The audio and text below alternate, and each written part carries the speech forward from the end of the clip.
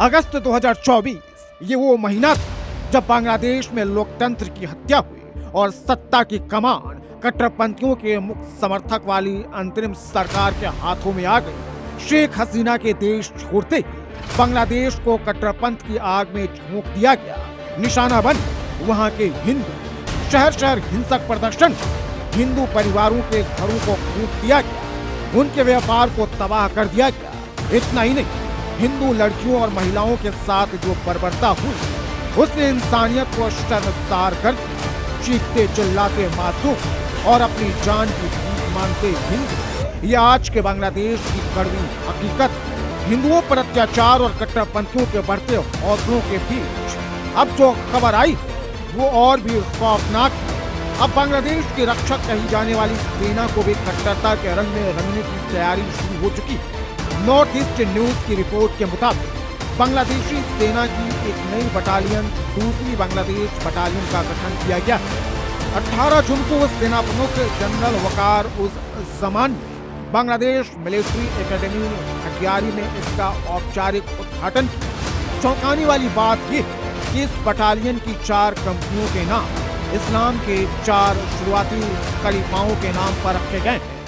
अबू बकर इस्लाम के पहले खलीफा और पैगंबर मोहम्मद के सबसे करीबी साथी। उमर दूसरे रशीदून खलीफा जिन्होंने इस्लामिक साम्राज्य का विस्तार किया। उस्मान तीसरे खलीफा जिन्हें कुरान का स्टैंडर्ड टेक्स्ट तैयार करने के लिए जाना जाता है। अली चौथे खलीफा जो पैगंबर मोहम्मद के चचेरे भाई और दामाद।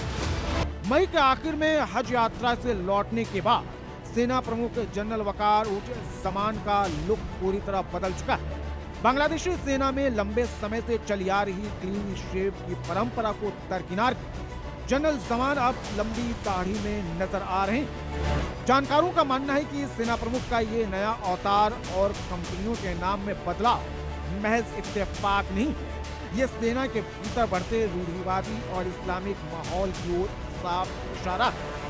खुद बांग्लादेशी सेना के कई आधुनिक सोच वाले सैन्य अफसर इस बदलाव से डरे हुए और अंदर ही अंदर चिंता जता रहे हैं। इतिहास गवाह कि सेना में कट्टरपंथ का अंजाम क्या होता है।